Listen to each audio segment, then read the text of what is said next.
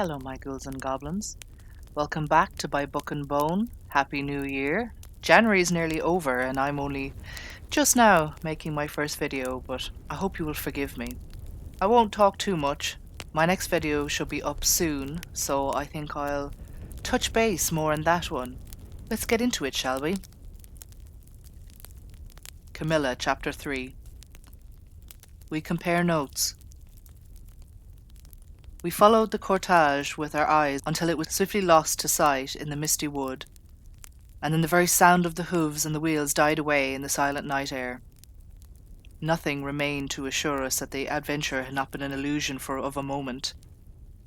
But the young lady, who just at that moment opened her eyes, I could not see, for her face was turned from me, but she raised her head, evidently looking about her, and I heard a very sweet voice ask complainingly, "Where is Mamma?" Our good Madame Peridon answered tenderly, and added some comfortable assurances. I then heard her ask, "Where am I? What is this place?" And after that she said, "I don't see the carriage. And Matska, where is she?" Madame answered all her questions in so far as she understood them, and gradually the young lady remembered how the misadventure came about, and was glad to hear that no one in or in attendance on the carriage was hurt. And on learning that her mamma had left her there till her return in about 3 months, she wept.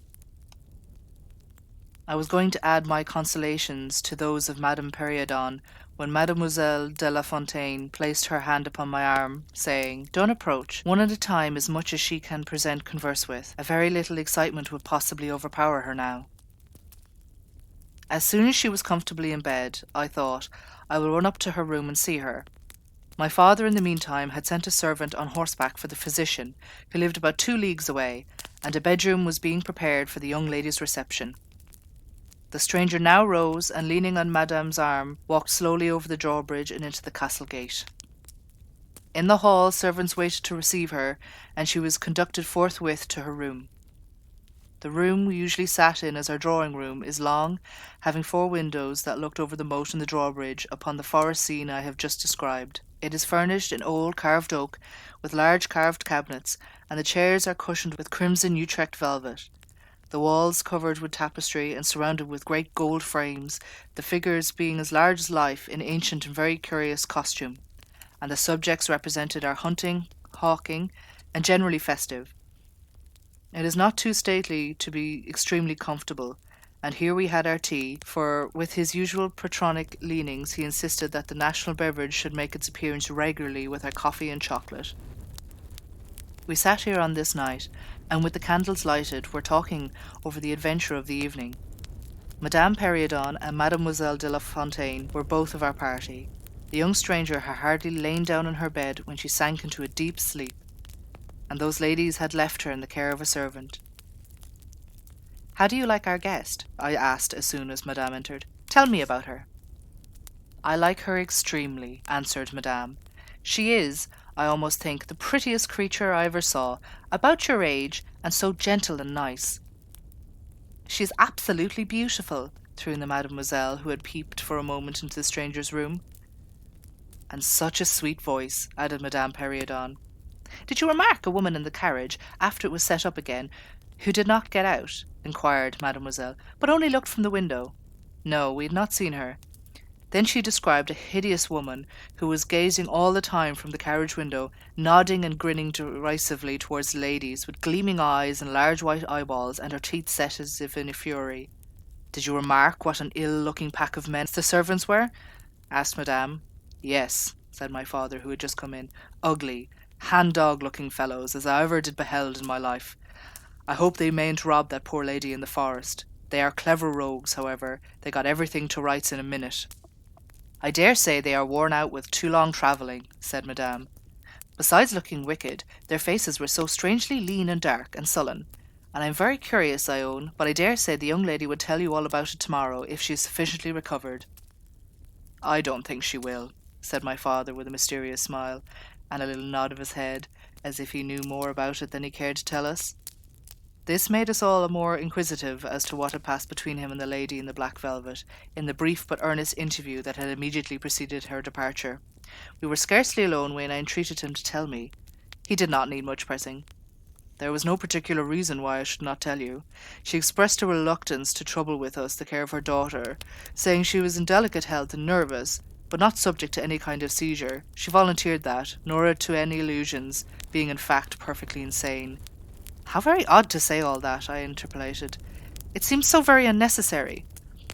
At all events it was said, and as you wish to know all that passed, which is indeed very little, I tell you, she then said, I am making a long journey of vital importance. She emphasized the word, rapid and secret. I shall return for my child in 3 months. In the meantime, she will be silent as to who we are, whence we come, and whither we are travelling. That is all she said. She spoke very pure French. When she said the word secret, she paused for a few seconds, looking sternly, her eyes fixed on mine. I fancy she made a great point of that. You saw how quickly she was gone. I hope I have not done a very foolish thing, taking in charge of the young lady. For my part, I was delighted. I was longing to see and talk to her, and only waiting till the doctor should give me leave. You, who live in towns, can have no idea of how great an event of an introduction of a new friend is, in such solitude as surrounded us. The doctor did not arrive till nearly 1 o'clock, but I could no more have gone to my bed and slept than I could have overtaken on foot the carriage in which the princess in black velvet had driven away. When the physician came down to the drawing-room, it was to report very favourably on his patient. She was now sitting up, her pulse quite regular, apparently perfectly well.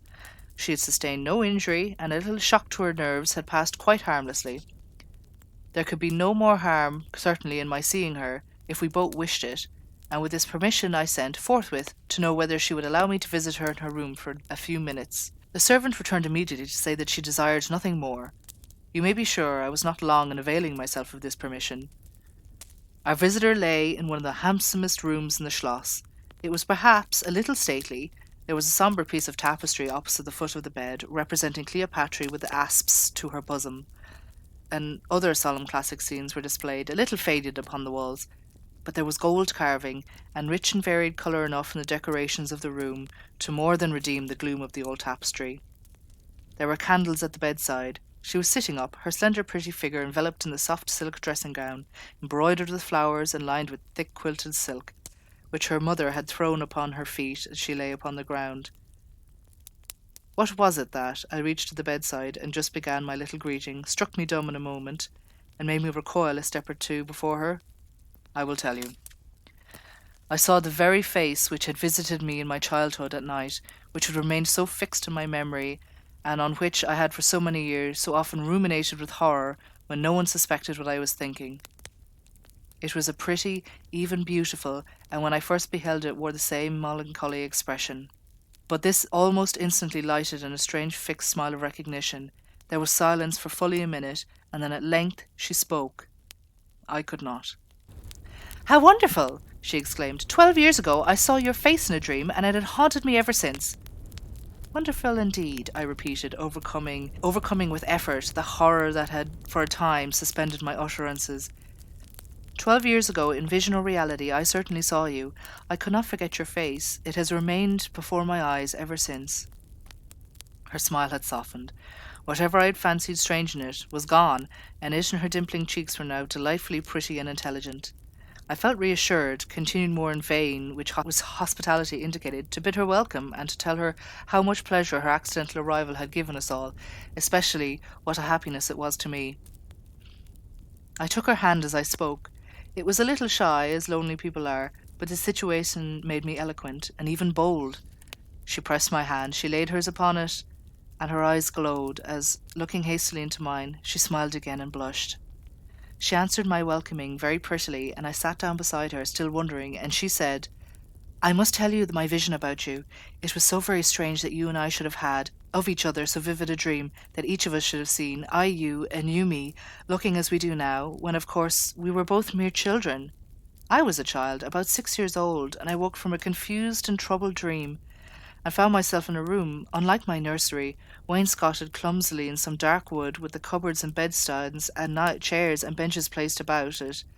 The beds were, I thought, all empty, and the room itself without anyone but myself in it, and I, after looking about me for some time, and admiring especially an iron candlestick with 2 branches, which I should have certainly know again, crept under one of the beds to reach the window. But as I got from under the bed, I heard someone crying, and I looked up while I was upon my knees. I saw you, most assuredly you, as I see you now, a beautiful young lady with golden hair and large blue eyes, your lips, you as you are here. Your looks so won me, I climbed on the bed and put my arms about you, and I think we both fell asleep.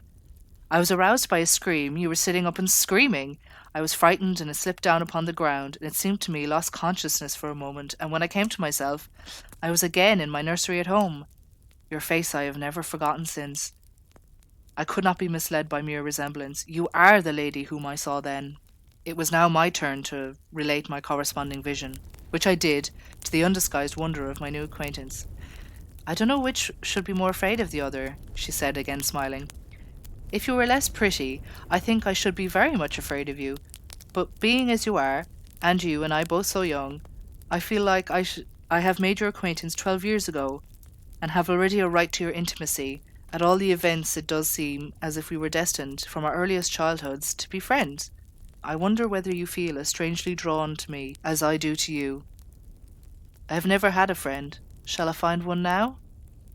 She sighed, and her fine dark eyes gazed passionately at me. Now the truth is, I felt rather unaccountably towards the beautiful stranger. I did feel, as she said, drawn towards her, but there was also something of repulsion. In this ambiguous feeling, however, the sense of attraction immensely prevailed. She interested and won me. She was so beautiful and so indescribably engaging. I perceived now some of the languor and exhaustion stealing over her, and hastened to bid her good night. The doctor thinks, I added, that you ought to have a maid sit up with you tonight. One of ours is waiting, and you will find her very useful and a quiet creature. How kind of you, but I could not sleep. I never could with an attendant in the room. I shan't require any assistance, and I shall confess my weakness. I am haunted with a terror of robbers. Our house was robbed once, and 2 servants murdered, so I always lock my door. It has become a habit. And you look so kind, I know you will forgive me. I see there is a key in the lock. She held me close in her pretty arms for a moment and whispered in my ear, Good night, darling. It is very hard to part with you, but good night. Tomorrow, and not early, I shall see you again. She sank back on the pillow with a sigh, and her fine eyes followed me with a fond and melancholy gaze, and she murmured, Good night, dear friend. Young people like, and even love on impulse. I was flattered by the evident, and though as yet undeserved, fondness she showed me. I liked the confidence with which she at once received me. She was determined that we should be very near friends. Next day, when we met again, I was delighted with my companion. That is to say, in many respects. Her looks lost nothing in the daylight. She was certainly the most beautiful creature I had ever seen, and the unpleasant remembrance of the face presented in my early dream had lost the effect of the first unexpected recognition. She confessed that she had experienced a similar shock on seeing me, and precisely the same faint apathy that mingled with my admiration of her. We now laughed together over our momentary horrors.